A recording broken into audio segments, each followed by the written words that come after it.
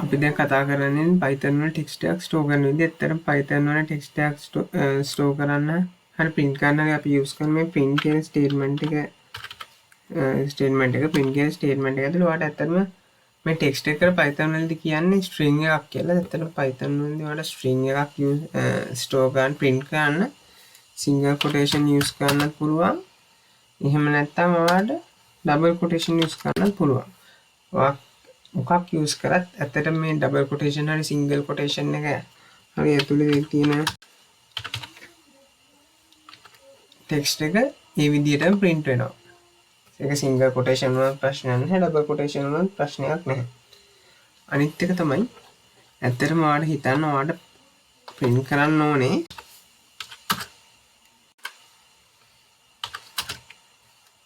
I'm learning කියලා. I'm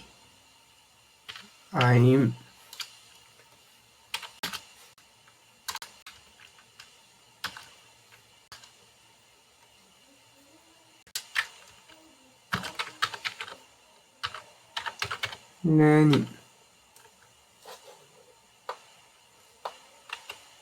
ඔයාලට I'm learning කියලා print කරන්න ඕනේ. ප්‍රශ්නයක් තියෙනවා. ඇත්තටම ඔයා මෙතනින් single quotation open කරනවා. එතකොට text එක ඉවර වෙන්න කලින් ඔයාගේ single quotation එක close වෙනවා. එතකොට ඔයා කොහොමද මේ single quotation එක print කරන්නේ? ඇත්තටම අපිට මේ single quotation එක print කරන්න ඕනේ. අපිට ඕනේ string එක close කරන්න නෙවෙයි මේ single quotation එක use කරන්නේ.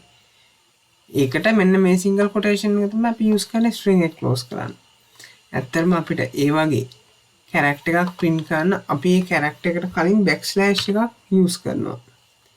අපි මේ වගේ backslash එකක් use කරාම අපිට ඊට පස්සේ තියෙන character එක print කරගන්න පුළුවන්.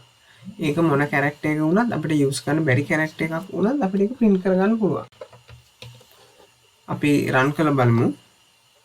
දැක්කද? ඔයගොල්ලන්ට පේනවා I'm learning කියන එක print වෙලා තියෙනවා. එහෙම නැති වුණොත් මේ backslash එක තිබ්බේ නැත්නම් ඇත්තට මේක පෙන්වන්න. එතකොට අනිවාර්යයෙන්ම syntax error එකක් පෙන්නනවා. එහෙම කරන්න බෑ. ඔයාට හිතන්න ඔයාට backslash දෙකක්ම පෙන්වන්න ඕනි කියලා. එතකොට කොහොමද කරන්නේ? backslash එක print කරන්න ඕනි කියලා.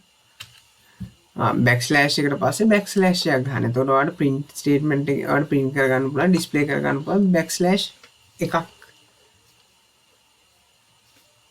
එහෙම තමයි අපි strings එක කටයුතු කරන්නේ මේ Python වල.